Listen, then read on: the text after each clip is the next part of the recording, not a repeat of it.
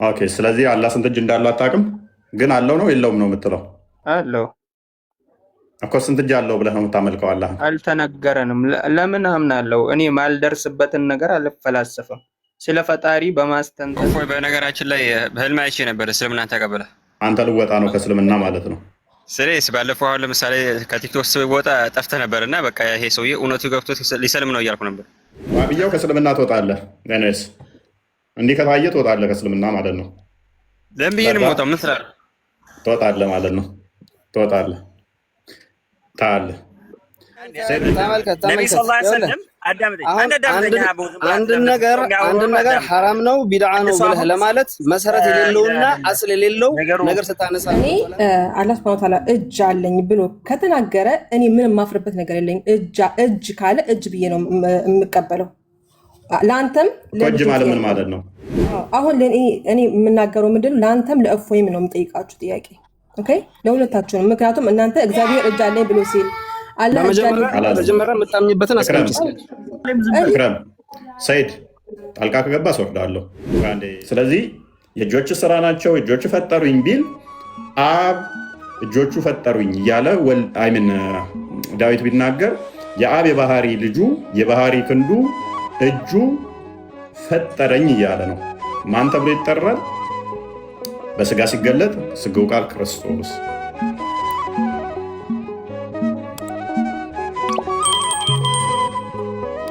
ሙስሊሞችን እንቀበላለን ካሁን ጀምሮ። እጅ ያጸድቃሉ አያጸድቁም? ወይንስ እጅ ሲሉ እንደኛ ተርጉመው አይ እጅ ስንል እንደዛ አይደለም ብለው ይተረጉሙታል የሚለውን የምንመለከት ይሆናል ማለት ነው። ያና ለነሱ ዋብያው እንኳን ደህና መጣ። እንኳን ደህና ቆያችሁ። እንዴት ነው? ሰላም ነው? ሁሉ ሰላም ነው። እንዴት ነው? አለ አልሐምዱሊላህ። መልካም። ለፈጣሪ ለአላህ እጅ አለው ብለህ ታምናለህ? አዎ አለው፣ ግን እኛ አይመሳሰልን ከፍጡራን። ኦኬ፣ ስንት እጅ ነው ያለው? ሁለት እጅ። ሁለት እጅ እኮ ነው እኔም ያለኝ። በቁጥር አመሳሰልከው። ይሄ ምን ማለት ነው? አይመሳሰልም ካልክ በኋላ እኔ እንዳለኝ ሁለት እጅ እሱም ሁለት እጅ አለው አልከኝ። እኔ አራት እጅ ቢኖረኝ እሱ ሁለት እጅ ቢኖረው አይመሳሰልም ትል ነበር። እንዴ አንድ እጅ ያለን ጊዜ እኮ ጣዖት ነው እያላችሁ ነበር እኮ። አንድ እጅ ነው ያለው ጊዜ ስዕል ምናምን እያላችሁ ነበር። አንድ እጅ ነው ያለው ስንል ጣዖት ብላችሁን ነበር እራሳችሁ ማለት እኔ እና ሻሽላችሁ ሁለት አደረጋችሁ ጣዖት ላለመባል አይደለም። የፈለገ ነገር ይባል እንትን አታምኑም ማለት ነው። እኔ ማሻሻያ ማለት እኔ አሁን አተጋየ ከሙስሊሞች ጋር የለውም። አይ አንድ እጅ ያልን ጊዜ እኮ ጣዖት ብላችሁን ነበር። አባባልህ ሶፈኒ አይደለም እንጂ የሆነ እንትን ኮመንት ላይ ያለውና በአንድ እጅ ምናምን ስለውት የሆነ ታቦት ምናምን ስለው እንትን ያደርጋሉ አላህን ምናምን ብለው የሚቀልዱ ልጆች አሉ። እንደዛም እያላችሁ ነው። አራት እጅ ነው ያለው ደግሞ ብንላችሁ ደርድራችሁ ታመጣላችሁ። ለምሳሌ ነው እናንተ አራትም ቢሉ አራት ስለውት ይመጣል። እሱን እኮ ጣዖት ነው ያሉት ለምን እንደሆነ ታውቃለህ? የህንድ ጣዖቶች በቀኝ በኩል ሁለት እጅ አላቸው እና አላህ ሁለት ቀኝ እጅ አለው ሲሉ ከህንዱ ጋር እያመሳሰሉት ነው። which is irregular shape ቅርጹ ያልተመቻቸ ሁለት ቀኝ እጅ ያለው ከህንድ ጣዖት ጋር የሚመሳሰል እያሉ እያሳዩ እኮ ነው።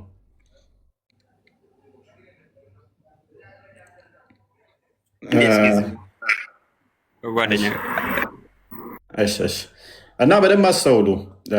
ግልጽ ለማድረግ ያህል እንግዲህ የኛ በግልጽ ሃይማኖተ አበው ላይ ደጋግመው አባቶች ወልድን የአብ እጁ፣ የአብ ክንዱ፣ የአብ ምክሩ፣ የአብ ጣቱ እያሉ ተርጉመውታል ማለት ነው እንጂ ለፈጣሪ ግራና ቀኝ የሆነ ጣቶች የተገጠሙለት እጅ አለው ብለን አናምንም። ፈጣሪን የአካላት ክፍል ድምር ውጤት ማድረግ ይሄ ኮምፖዚት የሆነ የአካላት ከዛ በእነሱ ኮምፓውንድ የሆነ እንደዛ የምታመልክ ከሆነ ፍጡር ነው እያመለክ ያለው። እንቀጥል። እፎይ መቀጠል ይቻላል። አሁን ጨርሻለሁ። ኦኬ ሁለት ነው ብለኸኝ ነበረ። ለምሳሌ 4 እጅ አሁን አለው ብንላችሁ አታውንም። ስዕል አድርጋችሁ ታመጣላችሁ አሁን ኮመንት ላይ ማለት ነው። እናንተን እንትን ሎጂክ ነው ያሳየው ያለሁት አንድ እጅ። ስለዚህ መከራ ሆነብን ነው 4 ብንል አትሊስት 4 ብትል ከኛ ጋር አይመሳሰልም። እኔ 4 እጅ ስላደለኝ 2 እጅ ካደረከው ግን ከኔ ጋር መሳሰልከው እኮ ካንተ ጋር አሁን 4 እጅ ቢሆን አንተ ካንተ ጋር አይመሳሰልም። እናንተ ደግሞ ምን አድርጋችሁ ታመጣላችሁ? ታቦት ነው 4 እጅ ሰይጣን ምናምን ብላችሁ ታመጣላችሁ። ጣዖት ነው ታቦት ሳይሆን። ኤኒዌይስ በደንብ አስተውል። 2 እጅ ስትለኝ ያ 2 እጅ ግራና ቀኝ ነው ወይንስ ቀኝ ብቻ? ለማንኛውም አላህ እጅ አለው ስንልኛ እንደ ሰው አይደለም። ኖ እንደማንም ይሁን ተስማማን እኮ 2 እጅ እንዳለው ተስማማን። ያ እጆቹ ግን እጆቹ ግራና ቀኝ ወይንስ ምን አይነት ቤት ፊትና ኋላ ወይንስ ግራና ቀኝ ወይንስ ቀኝ ብቻ ወይንስ ግራ ብቻ? እኔ ፊትና ኋላ ግራ ምናምን ባይሆን አላውቅም፣ ብቻ እጅ እንዳለው አውቃለሁ። እጅ ሲባል ከፍጡራን ጋር ምን ብላችሁ ነው የምታምኑት? እጅ አለው በቃ እጅ አለው ብለን ነው የምናምን። ማለት እጅ አለው ብቻ እንጂ አሁን ከግራ ከቀኝ ስንል እሱን አላውቅም። እጅ አለው ምን ልበሳ አሁን ራሱ እንዳንተ አይደለም ገብቷል። እሱ ራሱ አላህ የሚያውቅ መሆኑ ግን እግዚአብሔር ራሱ እጅ እንዳለው እኔ ልሰጥህ ይችላል። አየኛንማ እኮ አብራራሁት እኮ እየሰማ አልነበርኩም። ኧረ አሁን ለምሳሌ ብዙ ቦታ እግዚአብሔር እጅ እንዳለው ይናገራ ችግር የለውም። እኛ ይተረጎማል እና ያው ነው ማለት ነው እኮ ይተረጎማል። እኛ እንዴት ነው እጁ የሚተረጎመው? እጁ እንዴት ነው የሚተረጎመው? እጁ ረዳትነቱን፣ ጠባቂነቱን፣ ኃይሉን፣ አብሮነቱን ለማሳየት ይተረጎማል። ለምሳሌ በእናንተ ጋርም ስላለ አይ ቲንክ ሱራ 17 ይሁን እንደዚህ አካባቢ ላይ የእስራኤል እንትሮችን ጠይቃቸው የሚለው ፓርት ላይ ምን አለ መሰለ፣ ሙሴ ግብጾችን ከእንትን ሲያወጣ ወደ 10 እንትኖችን አምጥቶበት ነበረ፣ መቅሰፍቶችም ማለት ነው። እና ምድሩን ሲመታ ነው ተባይ እንትን ያለባቸው አይደለም። መሬቱን በዱላ ሲመታ ፈርዖን ግን ምን አለ? ይሄ የእግዚአብሔር ጣት ነው አለ። ፈርዖን ነው የመታው። የእግዚአብሔር ጣት ነው እንዲ አይደለም። ነገር ግን ምን ለማለት ነው? የእግዚአብሔር ጣት ነው ሲል በሰው የተደረገ አይደለም። ነገር ግን የእግዚአብሔር ፍርድ ነው፣ የእግዚአብሔር ቁጣ ነው። ያንን ለማለት ነው። አይ እንደዛ ስላለ ሙሴ የእግዚአብሔርን ጣት ይዞ እንደዛ ምድሩ መታ ማለት አይደለም። ለምሳሌ ዳዊት ወደ ላይ በወጣ እንዳለ ወደ ታይ በወርዳለ ቀኝ ትደግፈኛለች ትመራኛለች አለ። የእግዚአብሔር እጅ ቀኙ እንደዚህ ደግፎት ይዞት ይሄዳል ማለት አይደለም። ትጠብቀኛለህ ማለት ነው። ስለዚህ ቀኝ እጅ ትደግፈኛለች ስላለ ቀኝ እጅ ኖሮት እንደዚህ ዳዊትን እንዲደግፎት በየቦታው ይዞት ይሄዳል ማለት አይደለም። አንተ ጠባቂ ነህ፣ ደጋፊ ነህ ማለት ነው። አዳም እጆች ሰሩኝ አበጃጁኝ ይላል። ሰማዮች የእጆች ስራ ናቸው ይላል መጽሐፍ ቅዱስ። በተደጋጋሚ ደግሞ ሁሉም ነገር የተፈጠረው በቃሉ ነው ይላል። ስለዚህ እጅ ተብሎ የሚተረጎመው ምን ነው? ቃሉ። የአብ ቃል እጅ ተብሎ ይተረጎማል። ሁሉን የፈጠረ ሁሉን ያስገኘ የአብ የባህሪ ቃል ስለሆነ ማለት ነው። ታዲያ እጅ ለምን ተባለ? በግብር አካላት ይገለጻል። በግብር አካል ከዛ አንጻር የእጅ ግብሩ ምንድን ነው? መስራት ነው፣ ማበጀት ነው። ከዚህ አንጻር እጅ ተብሎ ሊነገር ይችላል። ዳዊት እዛው ላይ የእጆችን ስራ ስላየው ብሎ ሲል መልሶ ደግሞ ሁሉም የተፈጠሩት ሰማዮች የተዘረጉት በቃል እንደሆነ ይነግረናል ዳዊት ማለት ነው። ስለዚህ እጅ ተብሎ የተባለው ቃሉ እንደሆነ ወይንም ደግሞ ወልድ እንደሆነ እንረዳለን። እንደዛም ነው የምናምነው እኛ። ለምሳሌ አብ ላይ ያለው እኔ ላይ አለ፣ አብ ላይ በሙሉ ያለው እኔ ላይ አለ ይላል። አብ ማለት ኢየሱስ ክርስቶስ ነው አይደል? በእናንተ አስተምሮት ማን ነው ያለው እንደዛ? አብ ላይ ያለው እኔ ላይ ነው በሙሉ ማለት ምን ማለት ነው? እጆችም ጥፍሮችም ይሆን ሳለ እንደዚህ ነው። አብ ላይ ያለው እኔ ላይ ነው በሙሉ ሰይድ ሚታ ሰይድ ሚታል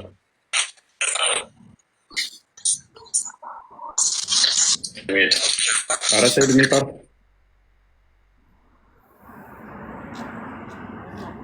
አላ ኦኬ ምን አልከኝ? ዋብያው ቀጥላው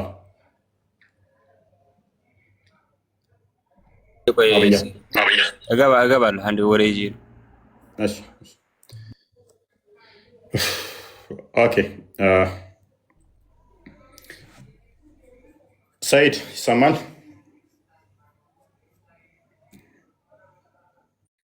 ቤት ይሰማል። እንዴት ነህ? እንትን አለው ሰላም እያነበብኩ ነው እና እንትን ማለት እንትን ነበረኝ ምን ባይብል ማን ነው የጻፈው? ደግሞ አሁን የሆነ ስክሮል ሳረግ የሆነ ልጅ የሆነ ፓርት ላይ እዚህኛው ባይብል ላይ እንዳለና ግሪኩ ላይ እንደሌለ አድርጎ የሆነ ምንድነው ባይብል ማን ጻፈው? እኔስ ቆይ አላጃለሁ ብለህ ታምናለህ? ማለት ከአንዱ አላጃለሁ ብለህ ታምናለህ? ኦኬ እንግዲህ አንባቢ ነኝ ገና አይ ዶንት ኖ እንግዲህ መንፈስ እሱ ኃይል ነው ሊተረጎም ይችላል አለው ቢባልም የሆነ ሚኒንግ ሊኖረው ይችላል እንጂ እንደኛ ቦዲ ኖረዋል የሚል እንትን አይኖረኝም። ሐቂቃ የለው ብለህ ነው የምታምነው? እንደዛ ብዬ ነው እንግዲህ ማስበው ደግሞ እስካሁን እንደዚህ አላየውም ስትል በፊት ምን ብለህ ነው የምታምነው? አላጃለሁ ነው ወይንስ የለውም ብለህ? እንደዚህ አልተማርንም። አዎ እንደሌለው ማለት እሱ በቃ ለምሳሌ ወጠኛ ነው ቻይ እንደሆነ ምን ነው ሁሌ ማለት አወል አኺር ለምሳሌ ከስሙ አንፃር ብንመጣ እሱ የመጀመሪያው የመጨረሻም ነው። ለሱ ነው የመጀመሪያም የመጨረሻም ነው።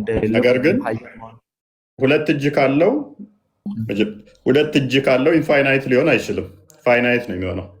ሁለት እጅ ያለው ግራና ቀኝ ካለው ፋይናይት ነው። ስለዚህ ኢንፋይናይትም ፋይናይትም አት ዘ ሴም ታይም መሆን አይቻልም። ኢሎጂክ ነው ይሄ። ሁለት ካልክ እኮ ይሄ እጅ የሚለው የሆነ ዴፊኒሽን ሊኖረው ይችላል። ለይሰ ሁለት ፋይናይት ቁጥር ነው አይደለ?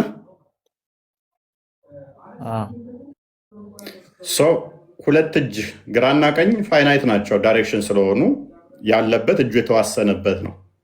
በዚህ በተዋሰነ ዳይሬክሽን ውስጥ ከሆነ ያለው ስለዚህ አላህ የተገደበ ይሆናል ማለት ነው።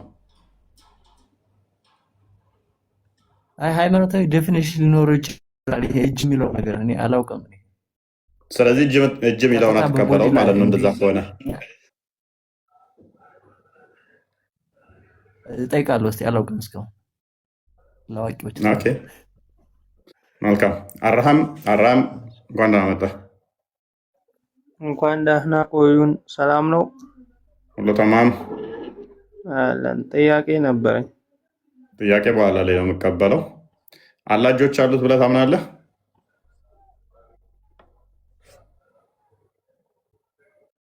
ስንት ሰዓት ላይ ነው እኛ የለ ቁርአን ላይ አላህ የነገረንን እንቀበላለን፣ ያልነገረንን እንቀበላለን። ማን ነው እያወራለሁ? አራመን የሚባለው ታች ያለው ያሰበተውን እናሰብታለን፣ ያላሰበተውን ያልነገረን አንፈላሰፍም። ስለዚህ አላህ ስንት እጅ አለው? አልተነገረንም። ኦኬ ስለዚህ አላህ ስንት እጅ እንዳለው አታውቅም፣ ግን አለው ነው የለውም ነው የምትለው? አለው እኮ ስንት እጅ አለው ብለህ ነው የምታመልከው? አላህ አልተነገረንም። ለምን አምናለሁ? እኔ ማልደርስበትን ነገር አልፈላሰፍም። ስለ ፈጣሪ በማስተንተን ወይም በእኛ ሐቂም መድረስ አንችልም። የነገረንን እናሰብታለን። እኮ ስንት እጅ አለኝ ብሎ የነገራችሁ? ስንት እጅ አለኝ ብሎ የነገራችሁ? አልነገረንም። አስፈላጊ ስላል እጅ እንዳለውስ ነግሯችኋል?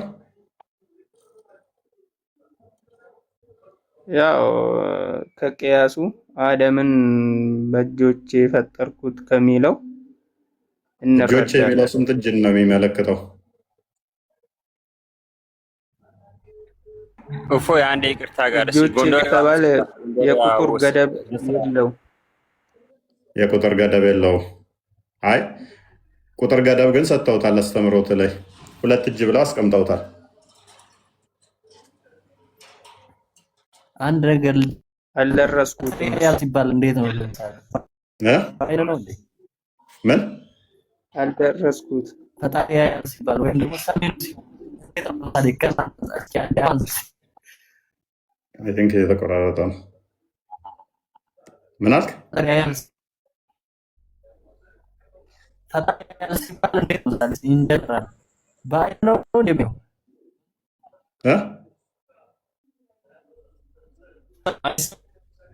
እኔ ጋር የሚቆራረጠው ሳይድ አንተ ጋር ይመስለኛል። ያንተ በደንብ ይሰማል። አቤት ኔትን አስተካክል ሳይድ። ኔት በጣም እንትን ብሏል። የምትናገረው እየተሰማን አይደለም። ኦኬ ወይም ኔትን አስተካክል፣ ቦታ ቀይር። ኦኬ የእናንተ ለእኔ በደንብ ነው የሚሰማኝ። እሺ ኦኬ ቀጥል። እሺ እስቲ ቀጥል አውራ። እሺ የእናንተ በደንብ ይሰማኛል። እኔ ፈጣሪ ያያል ሲባል በአይን ነው እንዴ? እንዴት ነው? ኢን ጀነራል አይ አም ሪደር። ሰይድ ነህ እንደ እየጠየቅ ያለው? አዎ ሰይድ ነው እየጠየቅኩ ያለሁት። እስቲ ኢን ጀነራል የሆነ ይሰማልም እንላለን አይደለም? አይ ሰሚ ነው እንላለን። በጆሮ ነው የሚሰማው እንዴ? እኔ እኮ እንደዚህ አይደለም። አንተ ምንድን ነው ብለህ የምታምነው? ፈጣሪ ይሰማል ያያል ስትል በጆሮ ነው ወይ እና በአይኑ ነው? አይደለም እኔ አይደለም ብዬ ጆሮና አይን ኢትዝ አወር ያ ጆሮና አይን የእሱን ማያ እሱ ነው የሚያውቀው ብዬ ነው የማስበው። ያ ጆሮ የሚባል ሲግናል ይፈልጋል፣ ሳውንድ ዌቭ ይፈልጋል። ጆሮ ሳውንድ ዌቭ ይፈልጋል።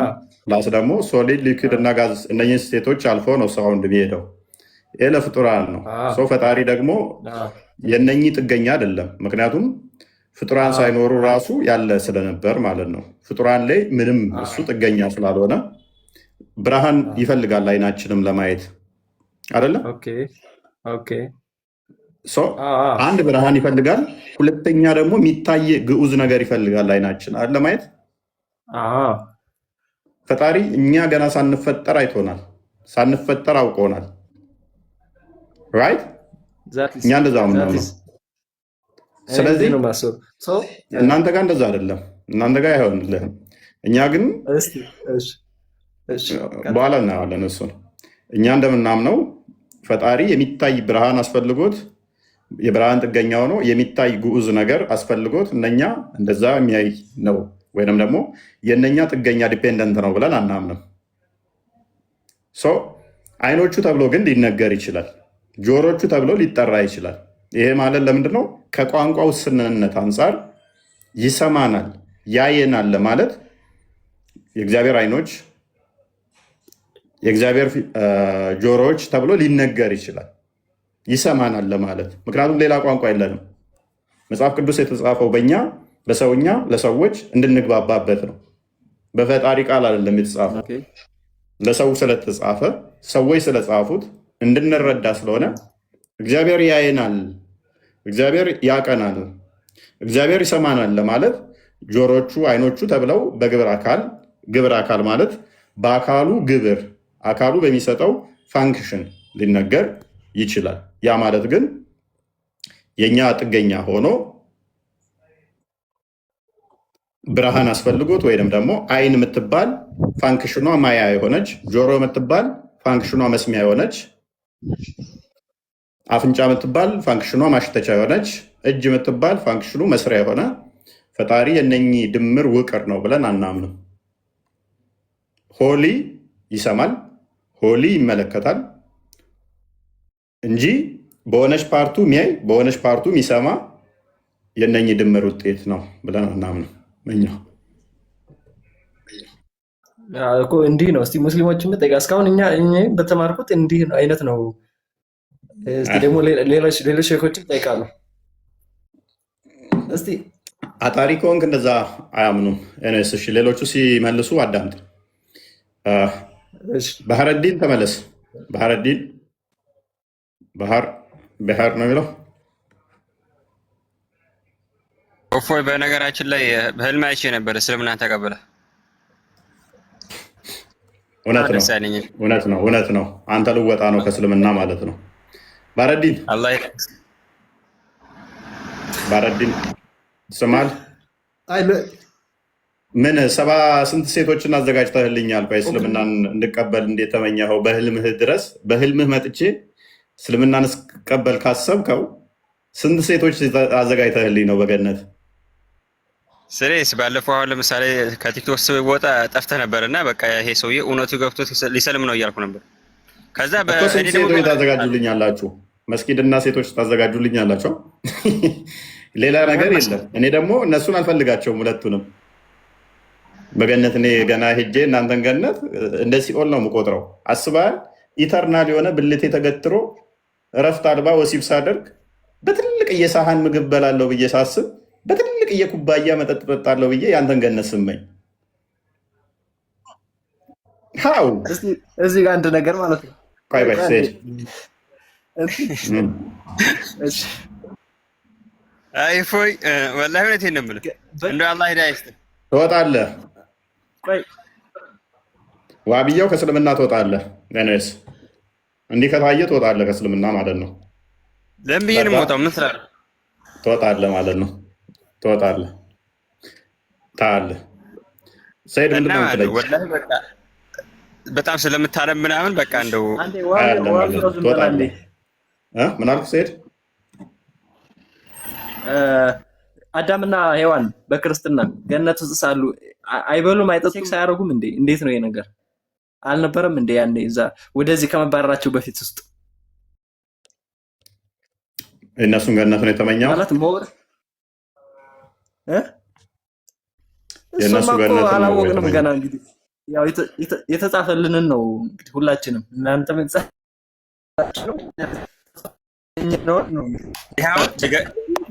ቴክስ እንዳለ ነው የሚያሳየው። ገብቶሃል? እስቲ ዝም በል። አዳምና ሐዋ አሁን ለምሳሌ እዛ እንትን አድርገዋል አይደል? ገነት ውስጥ እሱ ይገርምሃል። አንተ ምን አድርገዋል አይደለም? አሁን እንዴ ባልና ሚስት ምን አደረጉ? ለምን ታወጣጣኛለህ? ታውቃለህ ያደረጉትን ምን አደረጉ? ንገረኝ፣ አላውቅም። እና ይሄ ብርቅ አይሆንብህ ማለት እንደማይፈልገው ሰው አትሆናለህ። ምን አደረጉ? መረጃ ጠይቃለሁ። ኔክስ አይደለም ቆይ በገነት ውስጥ ግንኙነት አድርገዋል እያልከኝ ነው? ታዲያ እንዴት ነው የተወለዱት? ቃቤልና እንትና ቴንኪው።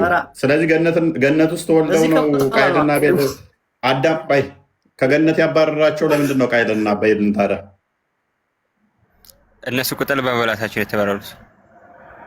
ቃየልና አቤል ቅጠል በሉ የሚል ማስረጃ ስጠኝ።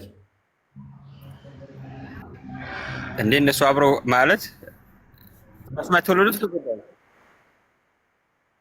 ቲኬት ማድረግ አይሻልም? ቆይ የለማ እንደዛ ሚል የለም ሰይድ። ኤኒዌይስ ዘፍጥረት ምዕራፍ 4 ላይ ከገነት ከወጡ በኋላ ነው አዳም ሔዋንን አወቃት ሚስቱም ጸነሰች የሚለው ከገነት ከወጡ በኋላ ነው። በእስልምናም እሱ እኔ ያልኩት ቆይ እሱማ ገባኝ እኮ ጨርስሽ። እኛ ገነት ምጠፋ ምታልፍ ነች ወንድሜ። ገነትን አይደለም ተስፋ የምናደርገው መንግስተ ሰማያትን ነው። ገነት ያችኛዋ እዚሁ ቅጠላቅጠል ፍራፍሬ ያለባት ቦታ ማለት ነው። ምንም ትልቅ ነገር አድርገህ አታስባት። ብዙ ፍራፍሬ ያለባት አሁን እናንተ የምትመኙት ብዙ ትልልቅ የጋን የሚያክል ፍራፍሬ ያለብላችሁ የምትመኟት እሷ እዚሁ ምድራዊ ነች። ፍራፍሬ ያለባት ዝም ብላ ሄድና የሆነ መዝናኛ ቦታ ላይ እንደዛ ቁባራት። እኛ የምንጠብቀው የምንናፍቀው ገነትን ሳይሆን ከትንሣኤ በኋላ መንግስተ ሰማያትን ነው። የእግዚአብሔር መንግስት ያ መንግስት ሰማያት የምንናፍቀው አዲስቷን ኢየሩሳሌም የምንናፍቃት የምንመኛት ማታልፍ በፊት ያልተገባባት በአይን ያልታየች በጆሮ ያልተሰማች በልብም ያልታሰበች እሷ ልዩ ለእኛ ለወዳጆቹ የተዘጋጀች ነች። ወደ ቶፒኩ ግቡ።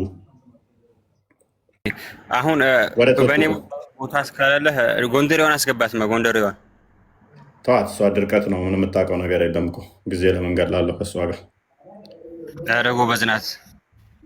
ድርቀት ነው። ምንም ጉዝና አለም። ወደ ቶፒኩ ኦኬ እሺ ቶፒኩ ሰው እኔ እኮ ቅድም የጠየቅኩህ እንደዛ ያልኩህ እጅ የሚለውንም በዛ ወይ ለምን አንረዳውም ነው። አንተ ነህ እንደዛ የተረዳኸው። ዋብያው ለምሳሌ እጅ ስትለው ይተረጎማል ብሎ አያምንም። አዎ አላህ እጅ አለው ብሎ የሚያምነው። አንተ እጅ አይ አላህ እጅ ሊኖረው አይችልም፣ እናንተ ክርስቲያኖች እንደተረጎማችሁት ይተርጎም እያልክ ነው። ዋብያው ደግሞ አላህ አዎ ሁለት እጅ አለው ብሎ የሚያምን ነው። በቦዲ ላይሆን ይችላል እንደዛ የሚለው አለይ ሲል ምን አይነት እጅ እንደሆነ እሱ ነው እሱ ይወቀው ነው። ግን እኔ ምን አይነት እጅ ብዬ እኮ አልጠየቅኩህም እኮ። ሊትራሊ ግን እጅ አለው። ያ እጅ ደግሞ በቂያማ ቀን የምታየው ነው፣ መታየት የሚችል ነው። ያ እጅ ደግሞ ግራና ቀኝ ያለው ነው። ያ እጅ ደግሞ ግራና ቀኝ ሁለት ነው። አንድ ቀኝ አንድ ግራ ካለው እኔ ግራና ቀኝ ካለኝ እሱም ሁለት እጅ ካለው እኔ 5 ጣት አለኝ አላህ 5 ጣት ካለው አይመሳሰልም ከአንተ ጋር ብትለኝ በምንድን ነው? ሰይድ አቤት ይሄ የፍጡራኖች መጣሪያ ስም ነውና እንደ ትክክለኛ እስላም አላህ እጅ አለው ብለን አናምንም። እጅ ላይም ቁርአን ላይ ተጠቅሷል ብለው እነሱ ቀጥታ የሚወስዱት ነገር አላህ እጅ እንደኛ ወይም ደግሞ እኛንም ይምሰልም አይምሰልም። አሁን ወሃቢዎች አንዳንድ ጊዜ ወይም ደግሞ ሳምቲንግ ሙስሊም ብለው የሚያስቡ ሰዎች አላህ እጅ አለው የኛን አይመስልም ይላል። ለምሳሌ ብለው ሲያነሱ የዝንጀሮ እጅና የኛ እጅ ይመሳሰላል ወይ ብለው እንደ ሐሳብ ያሳያሉ። እዚህ ጋር የመመሳሰል ጉዳይ ሳይሆን አካል የምንለው ነው ወይም ደግሞ ለሆነ ፐርፐዝ ማገልገያ የሚውል የሆነ አካል ነገር አለ ማለት ነው። ስለዚህ ሰው ሆነን እንኳን የሁላችንም የሰዎች የእጅ አይነት ሁኔታ ላይገናኝ ይችላል። ስለዚህ እንደ አንድ ሙስሊም ወይም ደግሞ እጅ ብሎ በቁርአን ላይ የመጣው ቀጥታ እጅ የሚለውን ለማጽደቅ ሳይሆን ለምሳሌ መንግስት እጁ ሰፊ ነው ቢባል መንግስት ትልቅ የሆነ እጅ አለው ለማለት ሳይሆን አቅም አለው፣ ተደራሽ ነው። ወይ ደግሞ ቁርአን ላይ እጆቹ በፈጣሪ የተሰበሰቡ ናቸው ሲል ስስታም ነው ለማለት የተጠቀሙበት ይሁዳኖች ያነሱት የተጠቀሙበት ምሳሌያዊ አነጋገር ብለን ነው ምናምን። እግሩም ቢሆን እንደዚሁ የተጠቀሰው እንደዚህ ባት ብሎ የሚያነሱትም ቢሆን የተጠቀሰው አላህ በእነዚህ ሲጀመር ማመሳሰል በእኛ አይቻልም። ከፍጡራን ጋር በሚመሳሰል መልኩ ፈጣሪውን የጠራ አካል ይከፍራል ነው የሚለው። ስለዚህ በየትኛውም ሁኔታ ሰዎች በሚጠሩበት ስሙን እንኳን አይደለም ይሄ ተመሳሳዩ አለው ብለን ማጽደቅ አካሉን ማጽደቅ ይቅርና እጅ አለው ብሎ ራሱ አመሳስሎ ስሙን መጠቀም በራሱ ለፈጣሪ ያልተገባ ነው። ፈጣሪ ማንንም ምንንም አይመስልም። ስለዚህ ያ የኔም አርጉመንት እሱ ነው። እጅ ባልክበት ቅጽበት ላይ ሳታውቀው አመሳስለኸዋል። ምክንያቱም እጅ የምትለውን ቋንቋ በመጠቀም በራሱ አመሳስለሃል። ራይት። ከዛ በኋላ እጁ ጥቁር ነው፣ ግብዳ ነው፣ ትንሽ ነው፣ ሁኬርስ እጅ በሚለው መጀመሪያ ተስማምተናል። ሲጀመር እጅ ብለህ ካጸደቅክ በኋላ ይሄን ይመስላል ይሄን አይመስልም ገለመሌ ልውጣ ልውረድ ብትል ምንም የምታመጣው እጅ ሆኖ ስሙን ተጠቀመህ ከእጅ ውጭ የሚመጣ ነገር የማይመስል ነገር ምንም ልጠራልኝ አችልም። እንደ አታሪ አቂዳ እጅ የሚጠቀሙ ደግሞ ቀጥታ ትርጉሙን እንወስዳለን። ተዊልም አናደርግም፣ ታቲልም አናደርግም። ከዛስ እጅ የሚለውን ትርጉሙን እንወስዳለን ነው። የእጅን ትርጉም ሳናመሳስል ትርጉሙን ሳንለውጥ ቀጥታ የእጅን ትርጉም እንወስዳለን ነው አቂዳቸው። ኦራይት። ስለዚህ እጅ ምንድን ነው ትርጉሙ? ኤክራም እንዲህ ብሎ ማሰብ እንግዲህ ፍሬን የሌለው መኪና ይዞ መንገድ መግባት ነው። ጎንደሬዋ ቀጥይ። እንዴት ናችሁ? ሰላም ነው ይመስገን። አሁን እናንተ ያነሳችሁት እንትን እጅ ማለት የራሱ ለጋስነቱን ለማሳየት ነው ምናምን ብላችሁ ነበረና ሁለታችሁም ላይ ጥያቄ አለኝ። አንደኛ ነገር እኔ አላልኩም። ችግር የለውም። ሀሊም የሚሆን አንተም ራሱ አዳምጪ። እኔ የራሴ ትርጉም የራሴ አለ። ስለ ቁርአናችሁ አላህ እጁ ሲባል ለጋስነቱን ነው እንዲህ ብዬ ዲፋይን ላደርግ አልችልም ስለማይመለከተኝ። ሀሊማ ለምሳሌ ሀሊሜ ነው የሚለው እሱ እንደዛ ብሎ ተረጎመ። የእሱ አረዳድ ነው፣ የእሱ አቀባበል ቁርአንን የሚቀበልበት ነው። ሪስፔክት አድርጋለሁ። አንቺ ደግሞ አንቺ የምትቀበዩ ደግሞ አለ አላህ እጅ አለው ብለሽ ትቀበያለሽ። እሱ ደግሞ ነው ይተረጎማል፣ ሜታፎር ነው ብሎ ተረጎመው። የእሱን ትርጉም አይ ትክክል አለን ብዬ ቻሌንጅ ላደርገው አልችልም፣ ምክንያቱም መፍቱ ስለሆነ። አርጉመንት ካለኝ ግን እሱን ቻሌንጅ ማደርገው እንዴት ነው ትርጉሙ ላይ ሊሆን ይችላል እንጂ ከዛ ትርጉሙ ሴንስ ይሰጣል አይሰጥም የሚለው ላይ ነው የምናወራው ማለት ነው። አንቺ ደግሞ እጅ ያለው ስትይ በሐቂቃው ያ ሴንስ ይሰጣል አይሰጥም እሱ ላይ ነው የምናወራው ማለት ነው። አስተምሮ ይባላል። አስተምሮቱን መሰረት አድርገን ስለሆነ እጅ ስትይ ምን ማለት ነው እናንተ? እኔ አላህ ሱብሃነሁ ወተዓላ እጅ አለኝ ብሎ ከተናገረ እኔ ምንም ማፍርበት ነገር የለኝም። እጅ ካለ እጅ ብዬ ነው የምቀበለው። ለአንተም እጅ ማለት ምን ማለት ነው? እህቴ በመሀል ልግባና አላህ እጅ አለኝ ብሎ የተናገረበትን እስኪ ያሳይ። እጅ አለኝ ብሎ ካለ ነው ያለችው። ስማት ካለ ነው ያለችው እሷ። ሰይድ ጣልቃ ትግባ። ኢንተራፕት እንዳታደርግ። አሁን እኔ የምናገረው ምንድን ነው ለአንተም ለእፎይም ነው የምጠይቃችሁ ጥያቄ። ኦኬ ለሁለታችሁም። ምክንያቱም እናንተ እግዚአብሔር እጅ አለኝ ብሎ ሲል አላህ እጅ አለኝ መጀመሪያ የምታምኝበትን አስቀምጪ። ኢክራም ሰይድ ጣልቃ ከገባ አስወርዳለሁ። ቆይ አንዴ ሀሊማ ቆይ ኢክራም ወይንም ጎንደሬዋ ባለጌ ስለሆንሽ ነው የማላስገባሽ ታውቂያለሽ። አሁንም ዋብያው አስገባ ስላለኝ ነው። እምነት ፕሊስ አዳምጪ፣ የመጨረሻ እድል ነው። እምነትሽን አስቀምጪ እንጂ እንደዚህ ብላችሁ እንደዚህ ተፈጥሮ እንደዚህ ወጥተው እምነትሽን አስቀምጪ። ከዛ እምነትሽ ላይ ነው የምናወራው። ያመንሽበትን አላህ እንዲህ ነው ብለሽ የምታምኝበትን አስቀምጪ። እንዲህ ተፈጥሮ እንዲህ ሁሌ አይሰለችሽም? እድሜ ልክ መጨቃጨቅ እንደዚህ እምነትሽን አስቀምጪ እና እምነቴ እንዲህ ነው ይሄ እንዲህ ነው ብለሽ ከዛ በኋላ ነው አርጉመንት የሚነሳው። አንቺ ባመንሽበት ነው እንጂ ባላመንሽበት ላይ ሚስተር ሪፕሬዘንት አድርገን አንቺን ቻሌንጅ አናደርግሽም። የምታምኝበትን አስቀምጪ። ያው ቀጥይ።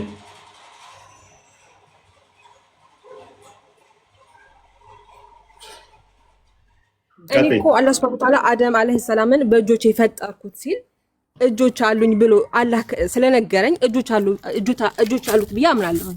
አላህ ሱብሃነሁ ወተዓላ እጅ ማለት አሁን ልጁን ተነሳው ምንድነው እጅ ማለት ሰጭነቱን ለማመልከት ነው ብሎ ካለ አላህ ሱብሃነሁ ወተዓላ ሰጭነትን ለማመልከት ነው ብሎ ከመናገርኩ ታዩሱን ከኔ ጋር ነው አርጉመንትሽ። ፕሊዝ ትጨርስ እንጂ ሰይድ የመጨረሻ ቻንስ አሁን ታነሳ ትወርዳለህ። ፕሊዝ ዋብያው ቆይ ከኔ ጋር አሁን አርጉመንታችንን እንጨርስ። ስለዚህ እጅ አለው ብለሽ ታምኛለሽ። የሌላውን ማፍረስ ከመሄድሽ በፊት የአንቺን እምነት አስቀምጪ። እጅ አለው ብለሽ ታምኛለሽ አለ? አዎ የስ አይ አይደለም ታዲያ እጆች አሉኝ ብሏል። አዎ አለ ያምናለሁ። ስንት እጅ ነው ያለው? ስንት እጅ ነው ያለው? ከማንም አይመስልም። እኔ ማንን ይመስላል ብዬ ጠይቄሻለሁ? ሁለት እጆች አሉ። ወፍራም ነው ጥቁር ነው ብዬ ያልጠየኩሽን እባክሽ ፕሊዝ ከራስሽ ጋር ስትራግል እያደረግሽ እየተመሳሰለብሽ ስለተቸገርሽ ላልጠየኩሽ ምላሽ አትስጪ። ስንት እጅ አለው? አደም አለይሂ ሰላም በሁለት ልጆች የፈጠሩት ስላለ ሁለት ልጆች አሉት ብዬ አምናለሁ። ሁለት እጅ እሺ፣ ፊትና ኋላ ወይንስ ግራና ቀኝ ወይንስ በግራ በኩል ወይንስ እንዴት ነው እጆቹ?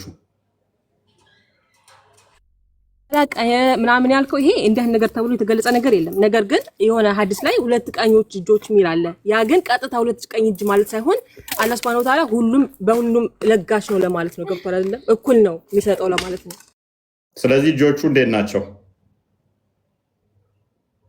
አላህ ሱብሃነሁ ወተዓላ አልመረመረውም። እጆቹ እንዴት ናቸው ተብሎ አይጠየቅም። ሲጀምር ጥያቄ አይደለም ነው። ቆይ ኢክራም፣ ስለዚህ አንቺ ባመጣሽው ሎጂክ ቅድም ሀሊማ እጆቹ የተያዙ ናቸው ሲል ንፉግ ናቸው ለማለት አይሁዶች የተጠቀሙት ነው። እጆቹ የተዘረጉ ነው ለማለት ሰጪነቱን ለማሳየት ነው ሲል ራሱ ሰጪ ነኝ አይልም እንዴ? ለምን እጆቹ የተዘረጉ ነው ማለት አስፈለገው ብለሽ እሱን ቻሌንጅ ባደረግሽበት አንቺን ቻሌንጅ ላድርገሽ። ሁለት ቀኝ እጆች አሉ ሲባል ለምንድን ነው እሱ ሰጪነቱን ለማሳየት ነው ብለሽ የተረጎምሽው? አላህ ይሄ ከብዶት ነው እንዴ? ሁለት ቀኝ እጆች አሉኝ ከሚል ሁለት ቀኝ እጆች አሉት ከሚል ሰጪ ነው ለምን ሳይል? አንቺ የተጠቀምሽውን ሎጂክ ነው የተጠቀምኩት።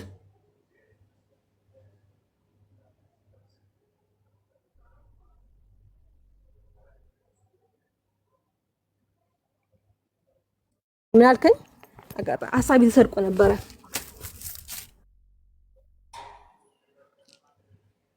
እሺ ልለፍሽ። ይሄንን ሀሳቢ ተሰርቆ ነበረ። ወደ ውስጥ ገብቼ ነበር። ይቅርታ።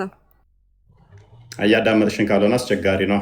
ምን ብለሽ ነበረ ቅድም? አላህ እጆቹ የተዘረጉ ነው ሲባል ሰጭነቱን ለማሳየት ነው የሚለውን አላህ ሰጪ መሆኑን ደግ ቸር መሆኑን ለማሳየት እጆቹ ተዘረጉ ነው ማለት አይጠበቅበትም ብለሽ ነበር። ይህንኑ ባመጣሹ ሎጂክ መሰረት አንድ አዲስ ላይ ሁለት ቀኝ እጆች አሉት የሚላለ። ያ ማለት ግን ሁለት ቀኝ እጆች ኖሮ ሳይሆን ቸር ሰጪ መሆኑን ለጋሽ መሆኑን ፍትሐዊ መሆኑን ለማሳየት ነው አልሽ። አላህ ፍትሐዊ ቸር መሆኑን ለመናገር ሁለት ቀኝ እጆች አሉኝ ማለት ለምን አስፈለገው? ወይንም ደግሞ ሁለት ቀኞቹ ማለት ለምን አስፈለገው? ወይንም ደግሞ ሁለት ቀኝ እጆች ስል ሁለት ቀኝ እጆች አደርቢ ሁለት ቀኝ እጆች ስል ሰጭነቴን ለጋሽነቴን ለማሳየት ነው ያለበት ቁርአን አያም ከሆነ የሐዲስ አያም ከሆነ ምክንያቱም አንዱን እተረጉማለሁ አንደኛውን ደግሞ ቀጥታ ወስዳለሁ እያልሽ ስለሆነ ይሄ ደግሞ አይሆንም። ከተረጎምሽ ሁለቱንም የምትተረጉሚው ሁለት ቀኝ እጆች የሚለው አደርቢ ቆይ ተግባቦት ልመጂ እባክሽ። እኔ ለቅልሻለሁኝ እኮ ከዛ። ስለዚህ አንደኛውን ተርጉመን የሚመቸንን እንተረጉማለን፣ ማይመቸንን ቀጥታ እንወስዳለን ከሆነ ያስቸጋሪ ይሆናል። ምክንያቱም የምንፈልገውን ተረጉማለን፣ ማንፈልገውን ደግሞ አይቀጥታ ውሰዱ። ይሄ ኢሎጂክ ነው። ስለዚህ ቀኝ ሁለት ቀኝ ሲባል ለጋስ ቸር ማለት ነው።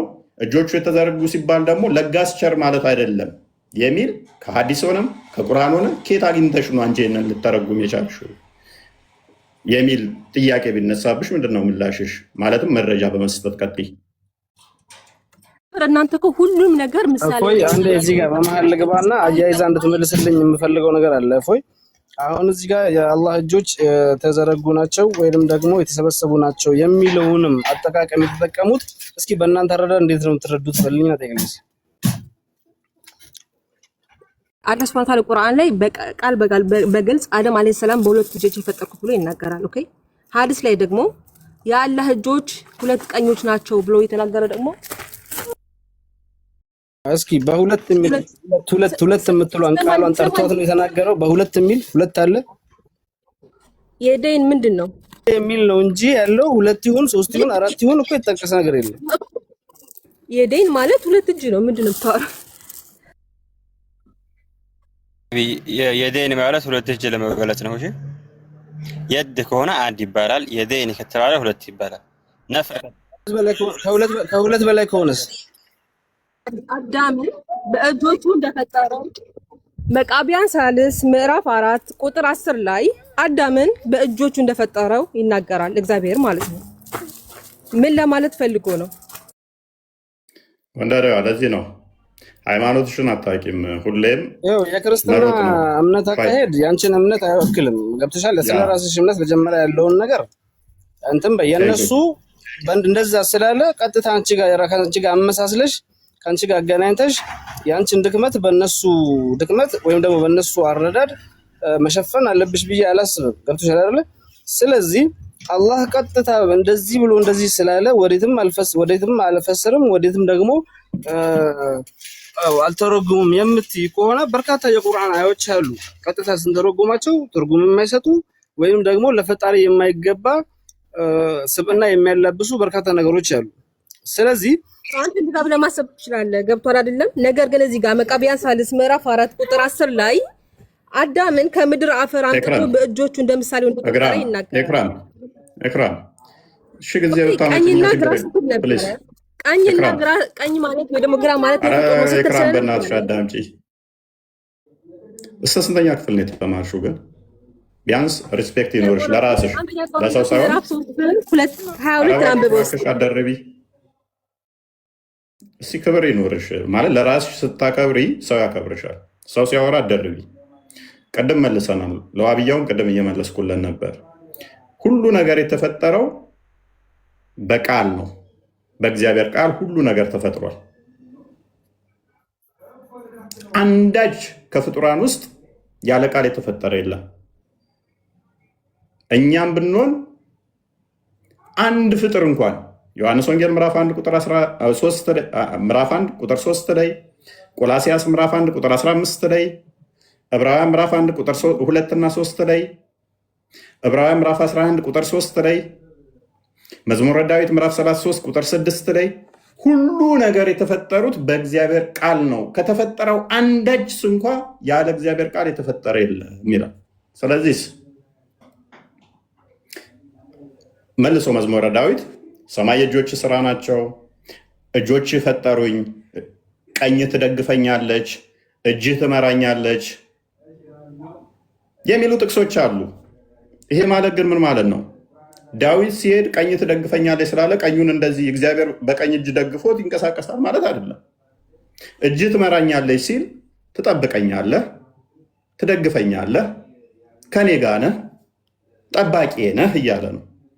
ሰሩኝ እጆች ሲልስ ሁሉ ነገር በቃል ተፈጠሩ ካለ በኋላ ዓለሞች በእግዚአብሔር ቃል እንደተዘጋጁ ይላል። ዓለም የተዘጋጀው በማን ነው? በእግዚአብሔር ቃል። ዮሐንስ ወንጌል ምዕራፍ 1 ቁጥር 3 ክፈተው። ዓለሞች ሁሉ የተዘጋጁት በማን ነው? በእግዚአብሔር ቃል። ታዲያ እንዴት መልሶ ደግሞ በእግዚአብሔር እጅ ተፈጠረ ሊል ቻለ? ካለ የእግዚአብሔር እጅን ምን ብለን እናምናለን? እጅ ግብሩ ምንድን ነው? መስራት ነው። በግብር አካል ተገልጿል። እጅ ኖሮ ሳይሆን በአካል ግብር ተገልጿል ብለን እናምናለን። ሁሉ በእርሱ ሆነ፣ ከሆነው አንዳች በደንብ አስተውይ ኢክራም፣ ሁሉ በእርሱ ሆኗል፣ ከሆነው አንዳች ስንኳ ያለ እርሱ አልሆነም። ስለዚህ ሁሉ ነገር የሆነው በማን ነው? በቃል። ቁጥር 1 ላይ በቃል ስለሚል ማለት ነው። ሁሉ በቃል ሆነዋል፣ ከሆነው አንዳች ስንኳ ያለ ቃል የሆነ የለም። ኤፌሶን ምዕራፍ 2 ቁጥር 10 ላይ ሁሉ እኛ ፍጥረቱ ነንና እንመላለስበት ዘንድ በክርስቶስ ኢየሱስ ተፈጠርን ይላል። ቃል ስለሆነ እናገር አዳምጪ ቆይ፣ የእኛን ረዳድ ተረጂ። ቅድሚያ እኛ ፍጥረቱ ነንና እንመላለስበት ዘንድ እግዚአብሔር አስቀድሞ ያዘጋጀውን መልካሙን ስራ ለማድረግ በክርስቶስ ኢየሱስ ተፈጠርን። ስለዚህ እኛ የተፈጠርነው በማን ነው? በክርስቶስ። እሱ ማን ነው? ቃል፣ የእግዚአብሔር የባህሪ ቃሉ። ዕብራውያን ምዕራፍ 1 ቁጥር 2 ክፈተው። ዕብራውያን 1:2 ሄድ በፊት እኔ አንድ ጥቅስ ልስጥህና ከዛ አገናኝተህ ትችላለህ። አዳምጪ ቆይ። ሁሉም ወራሽ ባደረገው ደግሞም ዓለማትን በፈጠረበት በልጁ በዚህ ዘመን መጨረሻ ለእኛ ተናገረን። ልጁ ማን ነው? የእግዚአብሔር ቃል። ቃል ሁሉን የፈጠረ ነው። ሁሉን ነው የሚለው። የሆነ የቀረ አለ? አንዳች የቀረ የለም። ሁሉ በማን ተፈጥረዋል? በቃል። ስለዚህ እጆች ሰሩን፣ እጆች መሩኝ፣ እጆች ጠበቁኝ ሲል ጥበቃውን፣ አብሮነቱን፣ ሰሪ ማለት ፈጣሪ የፈጠረ መሆኑን፣ እሱ የፈጠረ መሆኑን ወይንም ደግሞ እጅ ምግባሩ ምንድን ነው? ግብሩ ምንድን ነው? መስራት ነው። እሱ የሰራን እሱ የፈጠረ መሆኑን ለማሳየት በእጆች ሰሩን ተባለ እንጂ ፈጣሪ እጅ ኖሮት ጭቃ አብክቶ ፈጠረ ማለት አይደለም። ሁሉ በማን ተፈጠሩ ስለሚል በቃል። ስለዚህ እኛ እንደዛ ነው የምንረዳው። ስለዚህ የእኛን አረዳድ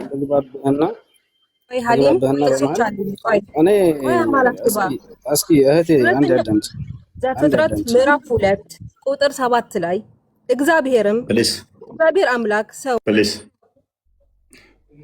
በቃ የራስሽን ዲፌንድ ማድረግ ስለማትች ያለሽ አማራጭ ፓኒክ ማድረግ ነው። ሰው እምነቱን ነው ዲፌንድ ማድረግ ያለበት ቅድሚያ። ከዛ በኋላ ቴፖሎጂካሊ ተመሳሳይ ነገር ከመጣ ሜይ ቢ እንደዚህ ነው እናንተ የምታምኑት ብሎ እንትን ይላል። ሰው ቻሌንጅ ማድረግ ይቻላል። እንደም እዚህ ጋር በመሀል ያቋርጥህና ይቅርታል። ያው እኔ እውቀት ኖሮኝ ወይ ክርስትናን ጀጅ ለማድረግ ወይ ደግሞ በሰፊውም እስልምናን ወክዬ እዚህ ጋር ለመናገር አይደለም። ነገር ግን ምንድነው እንደ ሐሳብም መጨረሻ ላይም ደግሞ እዚህ ከጎን ለነበረችው ወሃቢያ ሴትም ማስተላለፍ የምፈልገው ነገር አለ። አንደኛ እናንተ የወሃቢያነትን ወይም ደግሞ እስላም በስመ እስላም ገብታችሁ የራሳችሁን አጀንዳና ዓላማ ለማራመድ ክርስቲያኖችን አብጠልጥላችሁ መጽሐፋቸውን አወቅን ብላችሁ ተሳድባችሁ ወይም ደግሞ ክብር በማይሰጥ መልኩ ወይም ደግሞ የእነሱን ስብዕና እኛ ነቢያችን ሰለላሁ ዐለይሂ ወሰለም ይህንም እናንተንም ይመለከታል። ገብታችኋል። ነቢያችን ከክርስቲያኖች ጋር ከይሁዶች ጋር ተቻችለው እስከኖሩ ድረስ እስካልደረሱባቸው ድረስ ተቻችለው እና በፍቅር በሰላም የሚኖሩ ምርጥ የምናከብራቸው የመጨረሻው ነቢያችን ናቸው። ከዛም አልፎ ግን ወደ ያው እኛ እስልምና ነግሮናል። ማለት ምንድነው ማለት ጥያቄ ነው ምንድነው ነው ቅሬታ እንደ ሀሳብ ነው የሄድኩ ያለሁት። ከዛ በኋላ እገባበታለሁ፣ ወደ ሀሳብ እገባለሁ። አስተምሮቱ ላይ ብንሄድ የተሻለ ይሆናል። ኦኬ ሰዓት ለመቆጠብ ያክል ወደ 73 ቦታ እስልምናችን እንደሚከፈል እናውቃለን። ይሄ ምንም የምንደባበቀው በአንድነት ስም በምናምን ስም የምንሄደው ነገር የለም። ገብታችኋል? ስለዚህ እኛ ደግሞ ከ73 ቦታ ከሚከፈለው ውስጥ ትክክለኛው እስልምናን የምንወክለው እኛ ብለን ነው የምናስበው። ሌላው ግን እዚህ ጋር ወሃቢያ የሚባለውም ሆነ ሌላውም አካል በእስልምና አካሄድ ስርዓት ጎዶሎ ወይም ደግሞ አልተገለጸም ወይ ደግሞ ይሄን አናውቀውም ወይም እንደዚህ የጎደለ እምነት የለንም። እንድታውቁ የምንፈልገው ነገር አላህ ሁሉን ነገር ሞላሁላችሁ ነው ያለን። ስለዚህ ይሄን እጅን አጽድቆ እጁ ሁለት ነው፣ ቀኝና ግራ ነው።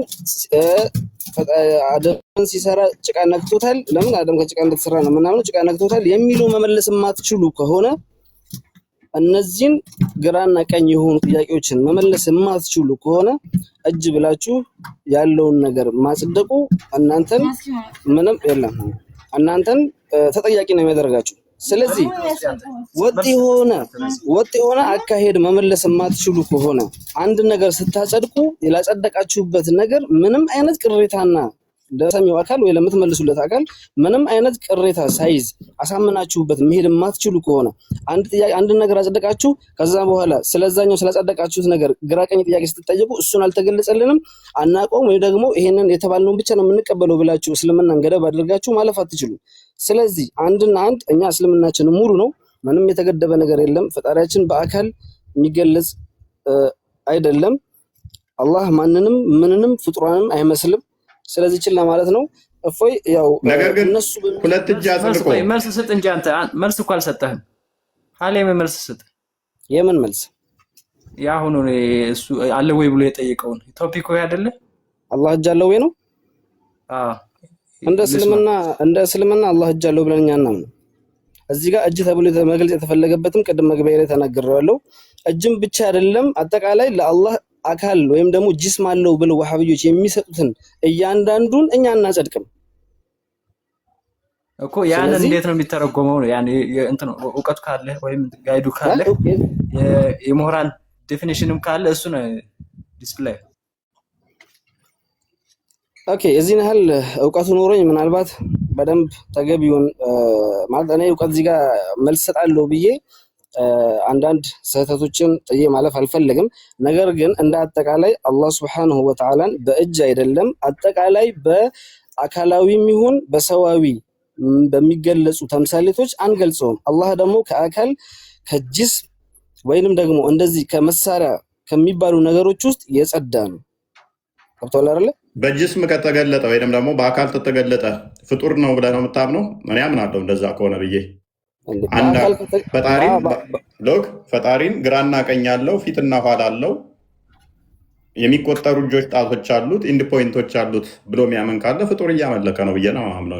እኔ እዚህ ጋር ፍጡርም ስትል እኮ ሙሉ ፍጡር አለ።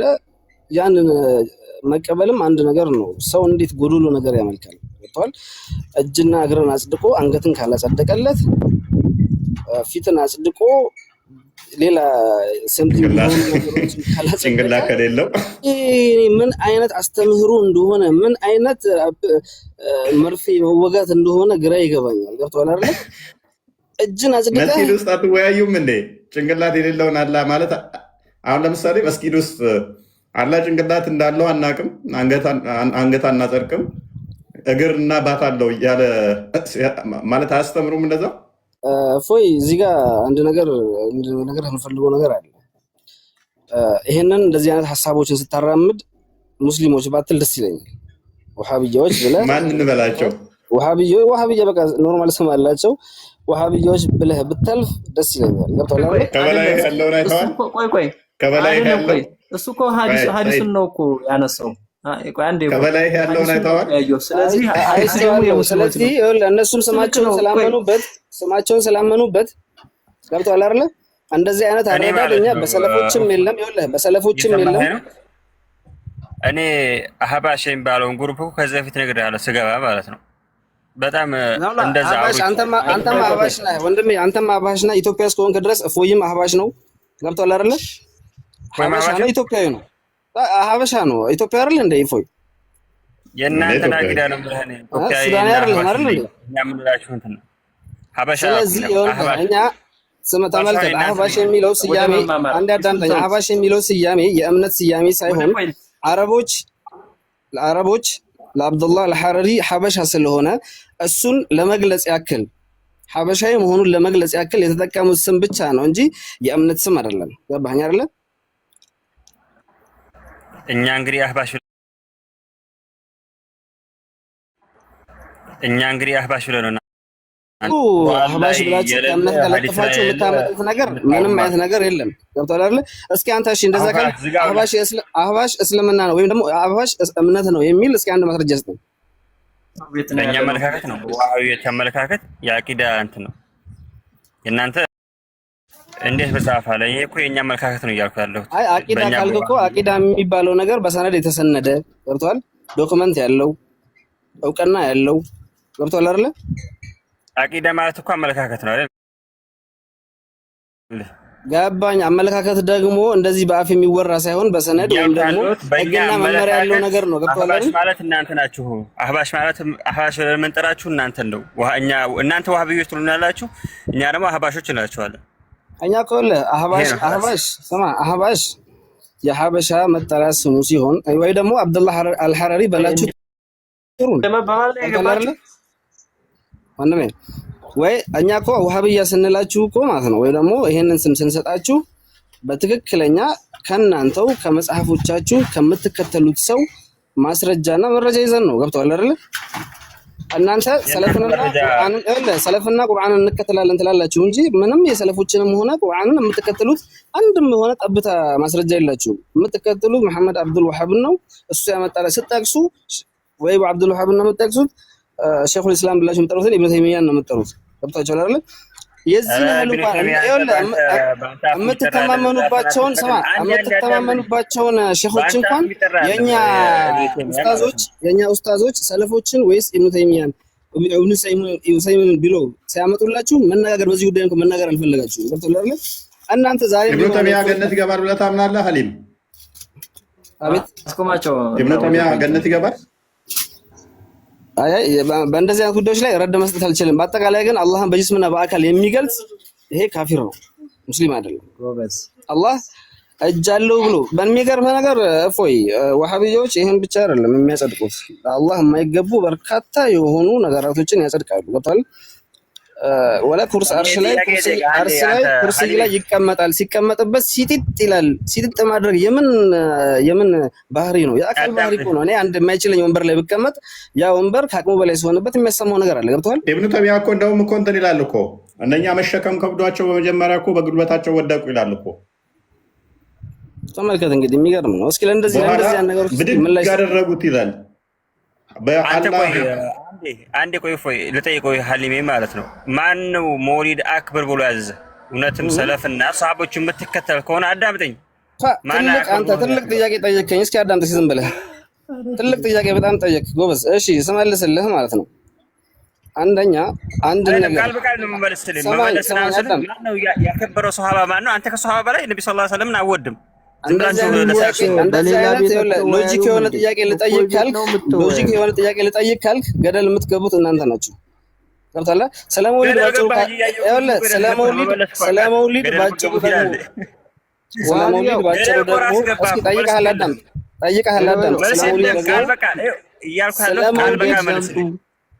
ስለመውሊድ ያከበረ አንድ ስለመውሊድ ማወቅ ከፈለክ ደግሞ ስለመውሊድ ስማ፣ ቃል በቃል እንደዚህ ምናምን እያልክ ከዛው ከምትጃጃለው ጋር ተጃጃል። ገብቶሃል አይደል?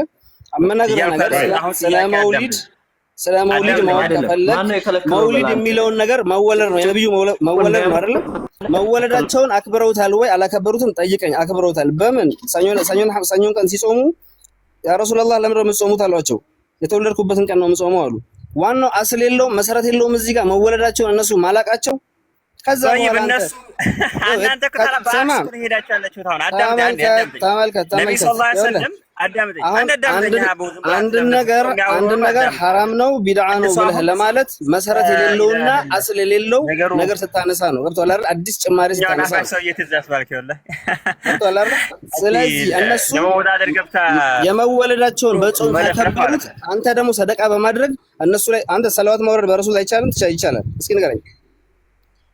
አዳምጥ፣ ዝም ብለህ አትለፍ። አዩ الذين امنوا صلوا عليه وسلموا تسليما የተባልነው እሺ፣ የዛን ቀን ሞሊድ ላይ እኛ ሰላዋት ነው የምናወርደው ወይ ደግሞ የተራቡትን ነው የምናበላው። የቻለ ደግሞ በጾም ያሳልፋል። የማይሆን ነገር አታውራ። አንዴ አዳምጥ። ነገር ምንድነው? እስኪ ተናገር። አዳምጠኛ አንዴ እስኪ፣ ዝም ብለህ አትለፍልፍ። ያ አዩሀ الذين امنوا صلوا عليه وسلموا تسليما ሲባል ሞሊድ አክብራችሁ ነው ብሎ የተባላችሁት። በጾም አላከበሩትም እነሱ የተወለዱበትን ቀን። እናንተ ከሆነ በአክስ እኮ ነው ሄዳችሁ ያላችሁት። ነብዩ ሰለላሁ ዐለይሂ ወሰለም አላከበሩትም፣ አክብረውታል። እችን ብቻ መልስልኝ። መወለዳቸውን በጾም አክብረው ሌላ ቤት ትወያዩ ወይ? እናንተ ምን ነክቷችሁ ነው? እፎይ ቤት ነክታችሁ ማለት ቢያከብሩ ምን ችግር አለው? ቆይ ዋብያው ያከብራሉ። ነብዩ ሰለላሁ ዐለይሂ ወሰለም አላረጉማ። ይኸው ሁሉ ቤዳት እንደው ነብዩ ሰለላሁ ዐለይሂ ወሰለም እንዳተቃለ ሁሉም አዲስ ነገሮች ጥመት ናቸው። ሁሉ ጥመት ደግሞ ወደ እሳት ነው የሚከተው ተብሏል። ገብቶሃል? ነብዩ ሰለላሁ ዐለይሂ ወሰለም ያንን ቀን ሲጾሙ እነሱ ደግሞ ለምን ያከብራሉ? አክስ ሆነ እኮ ያው ተቃራኒ ይሄዱ ነው። በዛ ሰዓት ነው። ስለዚህ ነብዩ ያላደረገ ሁሉ ወደ እሳት ነው የሚከተው። ይሄ እያልኩ ያለሁት አሁን አንተ ነብዩ መኪና አልነዱም፣ ነብዩ ይሄ አዲስ ነው የመጣው ምናምን እንደዛ አይነት ወሬ እንዳታመጣብኝ እያልኩ ያለሁት ይሄ አሁን እስላማዊ ነገር ነው። ኦኬ ሃይማኖት ላይ ነው እና ዝም ብለህ አሁን አህባሽ ጋር እኔ ነግሬያለሁ ስገባ ስለነሱ እንትን አትበለቡ። ምንም የማይወደው ፍጡር እነሱ ናቸው። ማልወደው ፍጡር ደስ ይላል። የዚህናል እየተከራከረ ያለው አሁን እያወቀ ማለት ነብዩ ሰለላሁ ዐለይሂ ወሰለም ያን ቀን ይጾማሉ። የሚጾሙትን ቀን እንበላለን እያለ ግልጽ በግልጽ እንትን ድርቅ የሚል ጀማዓ ማለት እነሱ ናቸው። ወላሂ ላዚ ቁርአኑን ካለ ተፍሲር የሚፈስሩ አሁን እራሱ ያምናል ነብዩ ሰለላሁ ዐለይሂ ወሰለም በዛ ቀን እንደሚጾሙ ማለት ነው። ከዛኛ ደግሞ እንበላለን። እነሱን ቢወዱ ወላሂ ኹለፋው ራሺዲን አራቱ እንትኖች ነው አቡበከር እና ዑስማን እና አሊ እነሱ ነበር የሚያከብሩት በመውደድ ቢሆን ማለት ነው። ይሄ ምድረ ቀማቴ ሁላ አሁን ስለነሱ ታስወራይና ሲቀጥል ቶፒኩ ላይ ካወሩ ያውሩ። የጫት ጥላቻ አለብህ አንተ። ጫትማ ስነግር ከስረሃል። እንግዲህ እነሱ ስላየኋቸው ነው ስራቸው። እነሱ ሲቅሙ አይተህ ነው የጠላሃቸው? ምድሬ ቃማቴ ሁላ አለ ሲቅሙ አይተህ ደብረው ነው። ቀጥል እንትን አታስብለኝም። ያ ወደ ቶፒኩ እንመለስና እንግዲህ ቶፒኩ ላይ ስንመለስ ለፈጣሪ ግራና ቀኝ የሆኑ እጆችን ወይም ደግሞ የክፍል አካላት የሆኑ እጆችን ማጽደቅ ይቻላል ወይ? እነኝን ካጸደቅንስ ምን አይነት ችግሮች ያመጣብናል የሚል እየተመለከትን እንገኛለን ማለት ነው። ሰው ሜይ ቢ ኤኒዌይስ ዛሬ እንግዲህ ቶፒካችን ከእጅ ጋር በተያያዘ ይሆናል ማለት ነው። ከእጅ ጋር በተያያዘ እንዳልኳችሁ ዋብዮቹ የሚያምኑት አለ አላህ ሁለት እጅ አለው ይላሉ። ሰው ሁለት እጅ ካለው እኔም ሁለት እጅ አለኝ ከኛ ጋር ማይመሳሰልበት ምክንያት አለ ወይ? እኔም ሁለት እጅ ነው ያለኝ እሱም ሁለት እጅ ካለው አላህ አምሳያ አለው። ምክንያቱም ፍጥረታትን በሚመስል እጅ በሚል ተገልጿል። አንደኛ እጅ ምን እንደሆነ ይታወቃል። ፋንክሽኑ መስራት ነው፣ ማንሻ ነው፣ መመገቢያ ነው። ለአላህ እጅ ምን ይሰራለታል? ምን ይሰራለታል? እኛ እጅ ያስፈለገን መስሪያ ነው። ለአላህስ እጅ ያስፈለገው ለምንድን ነው? ምን ሊሰራበት ነው? እጅ ምን ሊጠቅመው ነው? ጣቶች ያስፈለጉን ባላንስ ማድረጊያ መያዣ ነው፣ መመገቢያ ነው። ለአላህ ጣቶች ያስፈለጉት ለምንድን ነው? እሱ ፍጹም ነው። ነገሮችን ሁን በሚል ማድረግ የሚችል ከሆነ እጅ ለምን አስፈለገው? እጅ የሚባለው አካል ምንድን ነው ለአላህ ጥቅሙ? በመጽሐፍ ቅዱስ ላይ ደጋግሞ በተለያየ ቦታ ላይ ልታገኙ ትችላላችሁ። የእግዚአብሔር እጆች ሰሩኝ፣ ሰማዮች የእጅህ ስራዎች ናቸው፣ ክንድህ ደገፈኝ፣ እጅህ መራኝ ምናምን የሚሉ ጥቅሶች ልታገኙ ትችላላችሁ። እንዴት እናስታርቀዋለን ታዲያ? እግዚአብሔር እጅ አለው? እጅ የሚባል አካል ክፍል አለው? ለምሳሌ መዝሙረ ዳዊት ምዕራፍ 8 ቁጥር 3 አንዴ ክፈተውስ።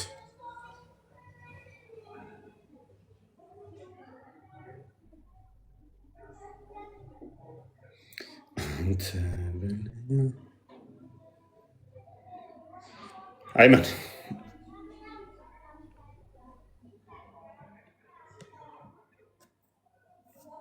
ኦኬ። የጣቶችን ስራ ሰማዮችን ባየው ጊዜ ጨረቃንና ከዋክብትን አንተ ነህ የሰራሃቸው ይላል። ሰላም ናችሁ? ሰላም ብያለኝ። ይዘገያል መሰለኝ ቤትህ።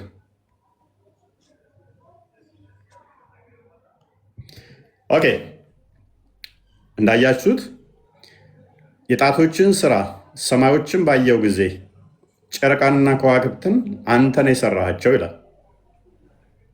ስለዚህ ፈጣሪ ጣቶች አሉት ማለት ነው። 1 2 3 4 5 6 ምናምን የሚባሉ ጣቶች አሉት ማለት ነው። ምክንያቱም ጣቶች የሚለው ፕሉራል ነው አይደለ? ስለዚህ የሚቆጠር እጅ ላይ የሚባል የተገጠመ ጣቶች አሉት ማለት ነው።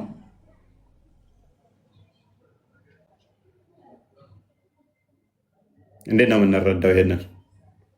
የጣቶችን ስራ ሰማዮችን ባየው ጊዜ ጨረቃንና ከዋክብትን አንተን የሰራሃቸው አለ። ስለዚህ የጣቶቹ ስራ ናቸው እንደ መዝሙረ ዳዊት ንግግር። ኦራይት እንደያ ከሆነ መዝሙረ ዳዊት ራሱ በመዝሙሩ ምዕራፍ 33 ላይ ቁጥር 6 ላይ እንደዚህ ይላል። በደንብ አስተውሉ።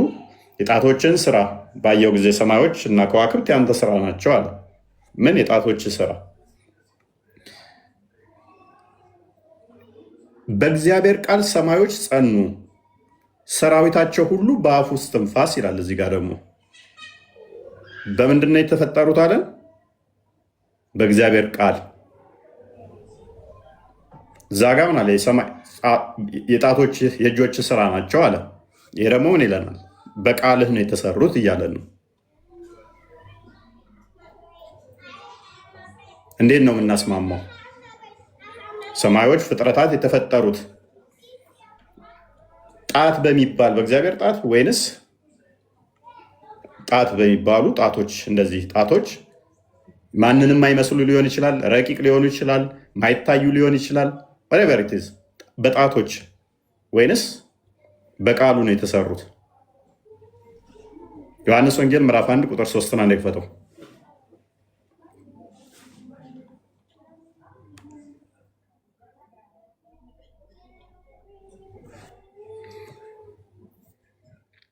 ቁጥር 3 ሁሉ በእርሱ ሆነ፣ ከሆነውም አንዳች ስንኳ ያለ እርሱ አልሆነም ይላል። ሁሉ የሆነው በቃል ነው ይለናል። እዚህ ጋር ደግሞ አንድም እንኳን ያለ ቃል አልተፈጠረም ይለናል። ስለዚህ እንዴት መፈሰር እንዳለብን እንዴት መተርጎም እንዳለብን ገባችኋል? በእጆች ተሰራን፣ እጆች ፈጠሩን፣ ሰማዮች የእጆች ስራ ናቸው፣ የጣቶች ስራ ናቸው ሲል በቃል ተፈጥረዋል ማለት ነው። እንጨምረውንም ዕብራውያን ምዕራፍ 1 ቁጥር 2 ላይ የእግዚአብሔር እጅ የእግዚአብሔር ጣት የአብ የባህሪ እጁ ክንዱ ጣቱ ወልድ ነው። ቃል የአብ እጅ ተብሎ ይጠራል፣ የአብ ክንድ ተብሎ ይጠራል። እያያችሁ ነው። ሁሉ የተፈጠሩት በቃል ነው፣ በወልድ ነው። ያን እጆች ሰሩኝ ይለዋል ማለት ነው። ሁሉም ወራሽ ባደረገው ደግሞም ዓለማትን በፈጠረበት በልጁ በዚህ ዘመን መጨረሻ ለእኛ ተናገረ። ዓለማት በማን የተፈጠሩት? በልጁ። በደንብ አስተዋላችሁ? ስለዚህ ሁሉ የተፈጠሩት በልጁ ከሆነ ዓለማት የተሰሩት በልጁ ከሆነ ልጁ የአብ የባህሪ ቃሉ ነው አይደለ? ስለዚህ በእጆች ሰሩኝ፣ እጆች አበጁኝ፣ ፈጠሩኝ ቢል በቃል ተፈጠረ ማለት ነው። እጅ የገባው ምንድን ነው? ለምንድን ነው? ግብረ አካላትን ለመግለጽ ነው። ቆላሲያስ ምዕራፍ 1 ቁጥር 15 ነው። እንደክፈተው ቆላሲያስ ምዕራፍ 1 ቁጥር 15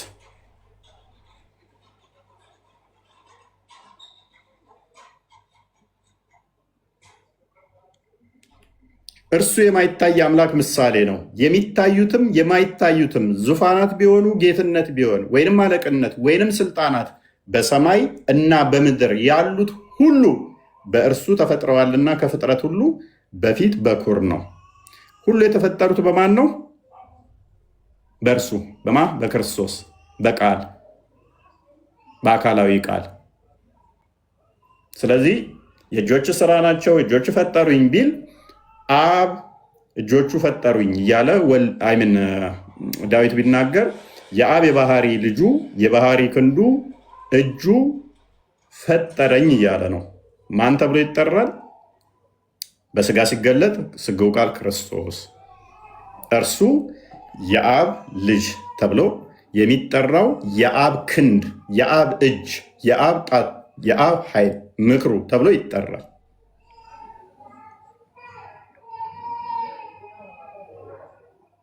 እንጨምር ዕብራውያን ምዕራፍ 11 ቁጥር 2 ላይ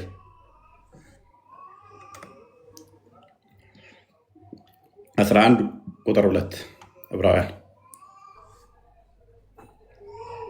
ቁጥር 3 አድርገው ዓለሞች በእግዚአብሔር ቃል እንደተዘጋጁ ዓለሞች በማን የተዘጋጁት ይላል? በእግዚአብሔር ቃል። እዛ ጋር ቅድም ስናይ መዝሙረ ዳዊት ምዕራፍ 8 ቁጥር 3 ላይ የእጆች ስራ የጣቶች ስራ ናቸው ይላል አይደለ? እዚህ ደግሞ ምን ይላል? በቃል ነው የተሰሩት ይለናል። ስለዚህ እጅ ተብሎ የተጠራው ማን ነው? ወልድ ነው ማለት ነው። አካላዊ ቃልን ነው እንጂ እጅ የሚባል ጣቶች የሚባሉ ክፍለ አካላቶች መዋቅር አይደለም። ፈጣሪ የአካላት ክፍል ስብስብ ድምር አይደለም። የጣቶች ስብስብ እጆቹ ላይ ያሉ ከዛ በዛ የሰራ ማለት አይደለም። ሁሉ የተፈጠሩት ሁሉ የተሰሩት ከተሰራው አንድስ እንኳ ሳይቀር ያለ ቃል የተሰራ የለም። ሁሉም በቃል ነው የተፈጠሩት። ያ ቃል ደግሞ የአብ የባህሪ ልጁ ያ የባህሪ ክንዱ እጁ ጣቱ ተብሎ ይጠራል እንጂ ለፈጣሪ ግራና ቀኝ ፊትና ኋላ ጣቶች እንደዚህ አይነት መዋቅር ያለው አይደለም። እነኚህ ለፍጡራን የሚነገሩ ናቸው። ይህንን እንደዚህ ካየን እንደ እስልምናው እንዴት ይታያል የሚለውን እንመለከታለን ማለት ነው።